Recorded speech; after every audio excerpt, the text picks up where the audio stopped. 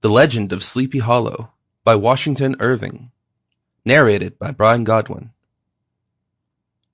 Found among the papers of the late Deirdra Knickerbocker, a pleasant land of drowsy head it was, of dreams that wave before the half-shut eye, and of gay castles in the clouds that pass, forever flushing round a summer sky, castle of indolence.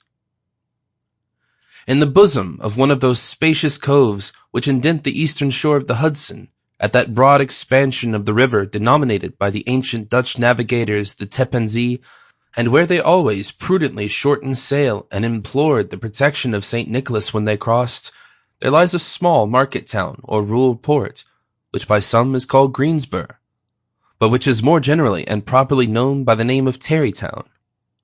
This name was given, we are told, in former days by the good housewives of the adjacent country, from the inveterate propensity of their husbands to linger about the village tavern on market days. Be that as it may, I do not vouch for the fact, but merely advert to it for the sake of being precise and authentic. Not far from this village, perhaps about 2 miles, there is a little valley, or rather lap of land among high hills, which is one of the quietest places in the whole world.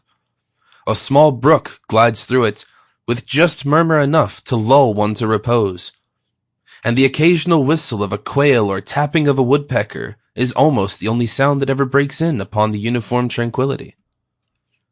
I recollect that when a stripling, my first exploit in squirrel shooting was in a grove of tall walnut trees that shades one side of the valley.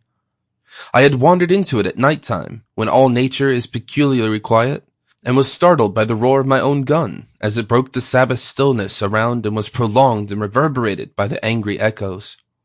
If ever I should wish for a retreat whither I might steal from the world and its distractions, and dream quietly away from the remnant of a troubled life, I know of none more promising than this little valley.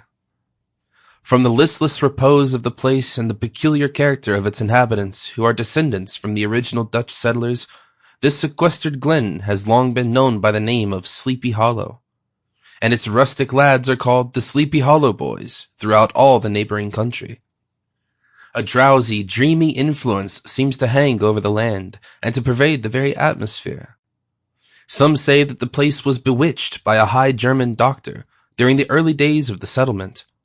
Others, that an old Indian chief, the prophet or wizard of his tribe, held his powwows there before the country was discovered by Master Hendrik Hudson. Certain it is, the place still continues under the sway of some witching power that holds a spell over the minds of the good people, causing them to walk in a continual reverie. They are given to all Sample complete. Ready to continue?